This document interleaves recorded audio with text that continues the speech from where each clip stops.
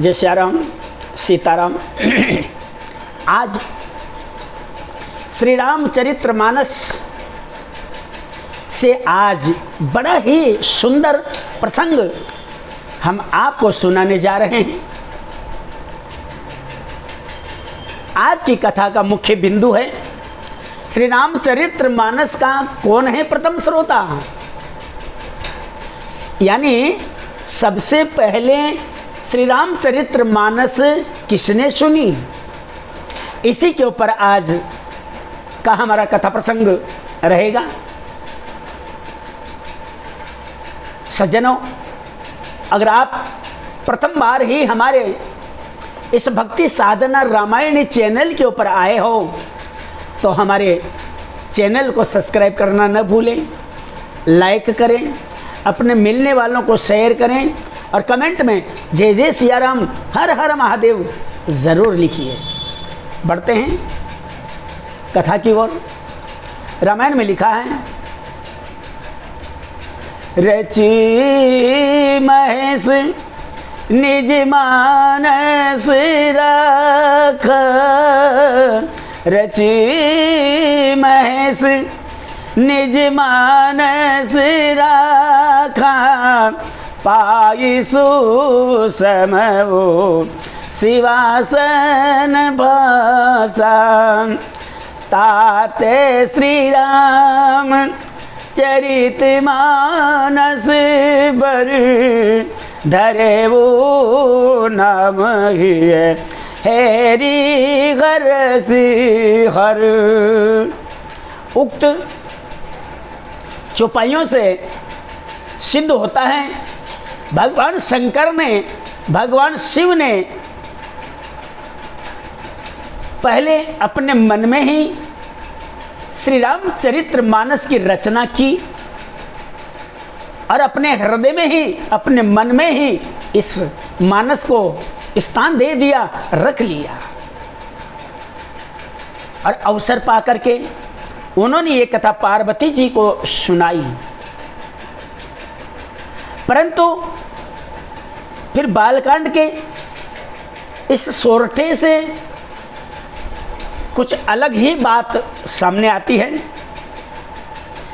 सुनु शुभ कथा भवानी, रामचरितमानस विमल, कहा भुसुंडी बखानी, सुना बिहग नायक गरुड़। क्या कहते हैं बाबा तुलसीदास जी? लिखते हैं इस सोरठे के माध्यम से शंकर जी के द्वारा पार्वती जी को कथा सुनाई गई, तो उससे पहले कागभुसुंडी जी ने गरुड़ जी को ये कथा सुनाई थी, पार्वती जी से भी पहले। इसे सिद्ध होता है कि रामचरितमानस पार्वती जी से पहले गरुड़ जी ने सुनी। इन बातों के आधार पर वास्तव में ये बात सामान्य बुद्धि में समझ में आ जाती है, परंतु गूढ़ता से तर्क के आधार पर समझने पर और भी अच्छी प्रकार से हमें कथा समझ में आएगी। प्रथम तो बात सर्वसिद्ध यह है, मानस की रचना भगवान शिव ने की। अब विचार हमें यह करना है, उन्होंने उस राम कथा को सर्वप्रथम सुनाया किसे? मैं आपको यह भी बता देना चाहता हूं कि पार्वती जी को रामचरितमानस सुनाने से पहले स्वयं शिव जी ने भी कागभुसुंड जी के यहाँ हंस रूप में इस कथा को सुना था।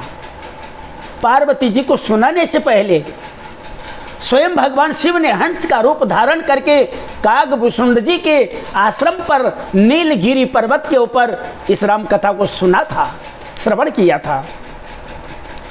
तब कछु काल मराल तनु, धरित कीन निवास, सादर सुनि रघुपति गुण, पुण्यायऊ कैलास। उत्तरकांड में काकभूषुंड जी को कथा कैसे मालूम हुई, इस संबंध में काकभूषुंड जी स्वयं कहते हैं। अब प्रश्न उठता है, काकभूषुंड जी को ये कथा पहले ही कैसे मालूम हुई, उन्हें किसने सुनाया? तो चलते हैं, आगे बढ़ते हैं। रामचरित सर गुप्त सुहावा, रामचरित सर गुप्त सुहावा, शंभु प्रसाद तात में पावा, शंभु प्रसाद तात में पावा, तो ही निज भगत। स्वयं काकभूषुंड जी कहते हैं, मैंने भगवान शिव के आशीर्वाद से इस कथा को पाया, ग्रहण किया, मैंने सुना। तो ही निज भगत राम कर जानी, तो ही निज भगत राम कर जानी, ताते में सब कहे वो बखानी, ताते में सब कहे वो बखानी। स्वयं काकभूषुंड जी महाराज गरुड़ जी से कहते हैं, इससे ये बात स्पष्ट होती है, काकभूषुंड जी ने स्वयं राम कथा शिव जी के मुख से ही सुनी थी। सभी बातों के निचोड़ में मानस के बालकांड में बाबा तुलसी लिखते हैं, शंभु की ने ये है चरित सुहावा, बहुरी कृपा करी उमहि सुनावा, सोई शिव काग भूषुंड ही दीना, राम भगत अधिकारी चीना, तहि सन जग बलिक पुनि पावा, पुनि तीन पुनि भारद्वाज प्रति गावा। यहाँ पर पुनः ये बात सिद्ध होती है, राम कथा पहले पार्वती और फिर काकभूषुंड जी को प्राप्त हुई, परंतु काकभूषुंड जी के द्वारा कथित निम्न चौपाइयों से पूरा स्पष्ट हो जाता है कि काकभूषुंड जी स्वयं गरुड़ जी से कहते हैं, यहाँ बसत मोहि सुन खगई सा, बीते कल्प 7 अरु 20, 27 कल्प मुझे यहाँ निवास करते हुए व्यतीत हो गए, बीत गए। इससे सिद्ध होता है काकभूषुंड जी 27 कल्प से इस नीलगिरी पर्वत के ऊपर निवास करते हैं। तब शिवजी ने हंस रूप से कथा स्वयं काकभूषुंड जी के मुख से श्रवण की, सुनी। बाद में पार्वती जी को ये कथा भगवान शिव ने सुनाई, अर्थात ये कथा काकभूषुंड जी को पार्वती जी को सुनाने के 27 कल्पों पहले ही लोमस ऋषि से प्राप्त हुई थी। 27 कल्पों पहले पार्वती जी को सुनाने से 27 कल्पों पहले लोमस ऋषि से काकभूषुंड जी को यह कथा प्राप्त होती है। अब हम विचार करते हैं, शिवजी ने जो पहले कहा, पाए सुसमय शिवासन भाषा, तो इसका अर्थ ये होता है जब अच्छा समय आया तब माता गिरिजा को भगवान शिव ने ये कथा श्रवण कराई, सुनाई। जब अच्छा समय आया, पायसु समौ। दूसरी बात इस प्रकार से है, बहुरी कृपा करी उमहि सुनावा। बहुरी सोई शिव काग भुसुंडगी दीना। इसका तात्पर्य ये हुआ, शंकर जी ने बहुरी अर्थात पुनः दोबारा पार्वती जी को ये कथा सुनाई। पहले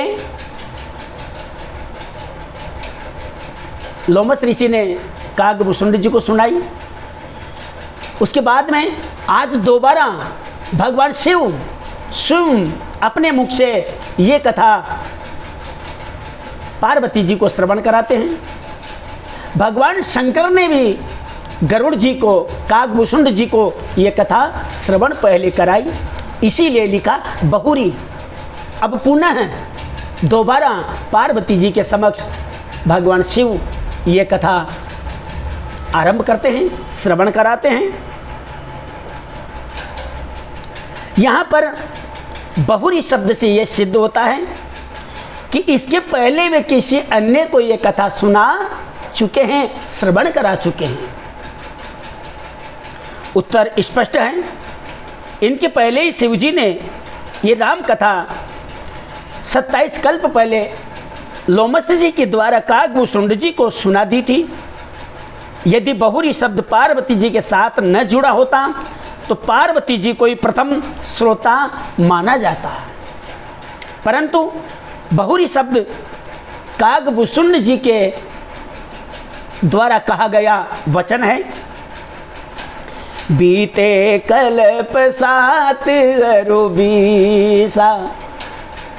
इससे सिद्ध होता है सर्वप्रथम मानस के श्रोता कागभूषुंड जी को ही माना जाता है। पार्वती जी ने तो शिव जी से ये कथा बाद में सुनी है। उन्होंने स्वयं भगवान शिव ने कहा, सुसम वो शिवासन भासा। जब अच्छा समय आया तब गिरिजा जी को ये कथा भगवान शिव ने श्रवण कराई। सज्जनों, इस प्रकार से आज की इस कथा से हमें ये ज्ञात हुआ कि रामायण को सबसे पहले इस संसार में किसने सुना था। अब यहाँ पर एक अति गूढ़ रहस्य और निकल करके आता है। ये तो हुई भगवान शिव, कागभूषुंड जी और गरुड़ जी की वार्ता। प्रथम श्रोता तुलसीदास जी के अनुसार श्री कागभूषुंड जी महाराज हैं। दूसरे श्रोता स्वयं माता गिरिजा है। मगर आपने एक गौर किया, 27 कल्पों पहले कागभूषुंड जी को यह कथा किसने सुनाई? लोमस ऋषि ने, जो आज भी जीवित हैं। तो लोमस ऋषि ने भी तो यह कथा कहीं से सुनी होगी या पढ़ी होगी।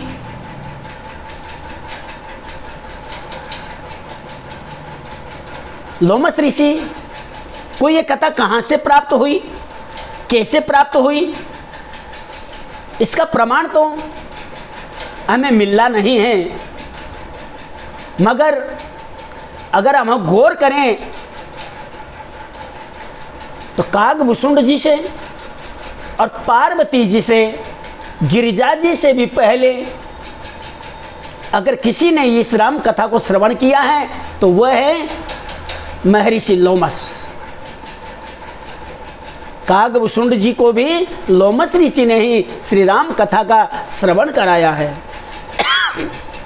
इससे ये ज्ञात होता है कि लोमस ऋषि ने कागभूषुंड जी से और माता भवानी से माता गिरिजा जैसे भी पूर्व इस कथा को श्रवण किया था, सुना था, मगर उनके बाद में पहले श्रोता कागभूषुंड जी हैं और दूसरे श्रोता स्वयं जगत जननी आदि शक्ति माता गिरिजा है। आज का कथा सार आपको कैसा लगा कमेंट के माध्यम से हमें ज़रूर बताएंगे।